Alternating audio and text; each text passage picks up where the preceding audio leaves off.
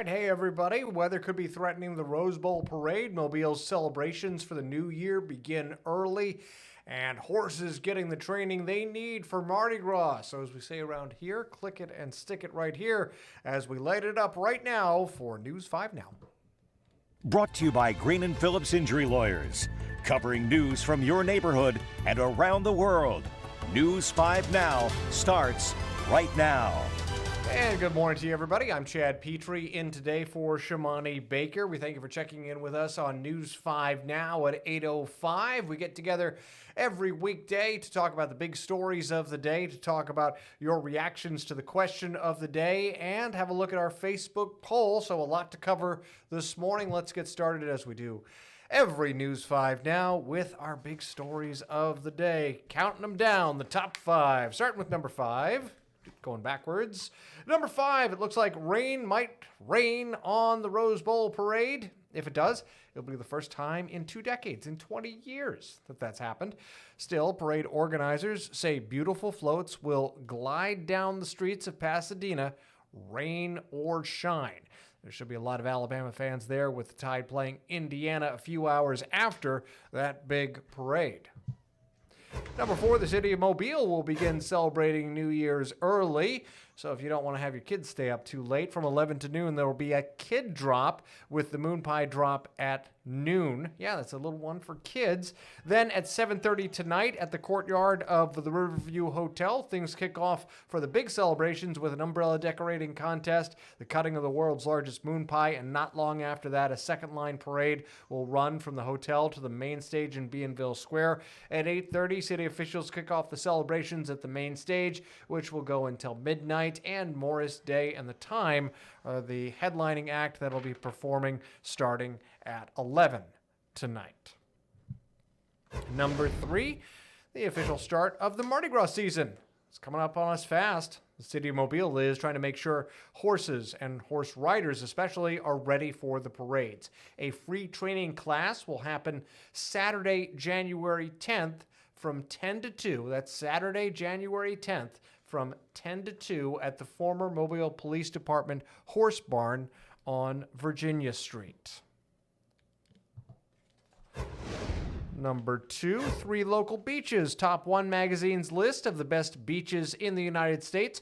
According to Condé Nast Traveler's annual Reader's Choice Awards, Orange Beach comes in at number 10, Navarre Beach hits number 2, and Pensacola Beach was voted as the top spot. Oh, I forgot number 1. The Indianapolis Colts are making a change from one local quarterback to another. Indianapolis is switching to rookie and former Fairhope star Riley Leonard for the final game of the season. St. Michael head coach Philip Rivers has been the starting quarterback for the last 3 games. And that is our countdown of the big stories that we're following at this hour on News 5 Now and on our other many platforms. All right, lots to talk about as well, a lot to chit-chat and learn about, and really get your thoughts on some stuff. So we want to go into our question of the day. This is a good one. I think this is one that a lot of people have been thinking about. You know, what do you consider to be the biggest news story of 2025, or the biggest story of 2025? I have to tell you, from my experience, at least in local reporting, I think the biggest story was the snowstorm in January. I know that came early in January, but that was a lot of fun and also kind of treacherous. Let me give you kind of a layout of how my day went during those 3 days of coverage. On the first day, I knew that the storm was going to be coming in later in the mid-morning hours to the afternoon and evening. So I knew that with each live shot, I was trying to make my way further eastward. So wherever I was trapped, I was probably going to be trapped at least close to home. Because here's a misnomer about people from north. From the north. Technically, I'm considered from the north. And it's really weird. I also worked in Connecticut. If you don't know, I'm originally from Maryland. Spent the first 20 some odd years of my life in Maryland.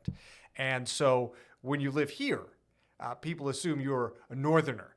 But when I worked in Connecticut for a year, people assumed I was a southerner. So it's really relative. But Maryland does have 4 distinct seasons. So people have this idea that if you're from an area that has significant snowfall every once in a while, you know how to drive in it. The problem with it that is it's not entirely correct. What is correct is that you should know to try to avoid going out in the snow if at all possible. If you have to go out in the snow, here's the reason why you can drive in it, because in Maryland and places further north, they salt the roads or they plow the roads. So they are passable. They are not super safe, but you can get through generally. Here, where it really doesn't make sense to salt the roads or have the infrastructure to plow the roads, you're stuck. I mean, 1 inch of snow can be a big problem. And usually we get less than 1 inch of snow if we ever have snow on a given season. So it really is much more of an issue down here. So the first day, I was trying to inch further closer to home. Second day, I was pretty much snowed in Robertsdale. And then the third day was the first day I really tried to venture out, head north, and that's where I ended up in Loxley, where they had shut down the interstate at the interchange between 59 and I-10. So a lot of trucks were turning that area of 59 into a parking lot. And, you know, one of the offhand comments that I heard one of the truckers make was, oh, this is 5 inches of snow. This is nothing. I had to explain, look, this is something, because this area doesn't have the infrastructure practically to make that work. Anyway, enough about my snow stories. People were saying that was one of the biggest stories, at least locally. Nationwide, some people are saying that Charlie Kirk's death is definitely one of the biggest stories of the year. Another one that could definitely qualify as one of the big stories of the year is the second Trump inauguration and the new Trump administration. That has been essentially a news story throughout 2025, Donald Trump and members of his administration as well. So a lot to talk about this year and a lot to talk about leading into the new year as well. All right, another thing that we wanted to touch on today, another item is, of course, our poll, our News 5 poll. And our poll question that we've put up is, are you concerned about the spike in flu cases? How worried are you about it? From my experience with the flu, people do what you want, but I always encourage people to get a flu shot. I've had experience with this, personally. I remember in 2019, I got sick, and my wife insisted, you've got to go get a flu test. You've got to see if it's the flu, because I'm worried about passing it to the kids. And so I got a flu test, and sure enough, I did have the flu, but I also had a flu shot. So that meant that I was okay. I felt like kind of a rough cold, but by the next day, I was all right.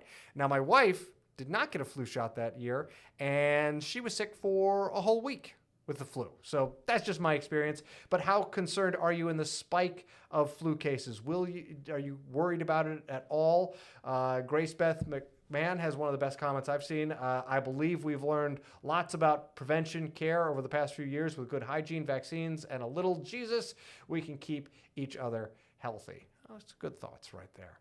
Yeah, just watch out. It's been an exceptional year, at least for the Petrie family, with upper respiratory infections. Our kids, since they're going to 2 different schools this year, have come home with a cornucopia of illnesses. I think I have been sick 10 times in 2025 with different little colds that we've just had to drag ourselves through. I have never had to get so many sick notes for different kids as I have in 2025 with this school year. All right, so that's just some of the things that we are talking about today, the Facebook poll. Of course, we also ask people to, if you're not already, you should be, like our Facebook page. That way you can keep up to date with all the things that we are covering, particularly when News 5 Now is coming up as well. And download that app, the News 5 app as well. That's a good reminder to, download that and be a part of that as well. All right. My time is almost up here. I'm going to make sure I hit the post today. We thank you for watching News 5. In the meantime, turn on your television, catch the rest of CBS Mornings. You'll be able to check us out at News 5 at 9. And, of course, we'll track the latest on the weather as well with the cold temperatures. You guys out there, have a good Wednesday.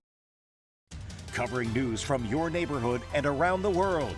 You are watching News 5 Now, brought to you by Green & Phillips Injury Lawyers.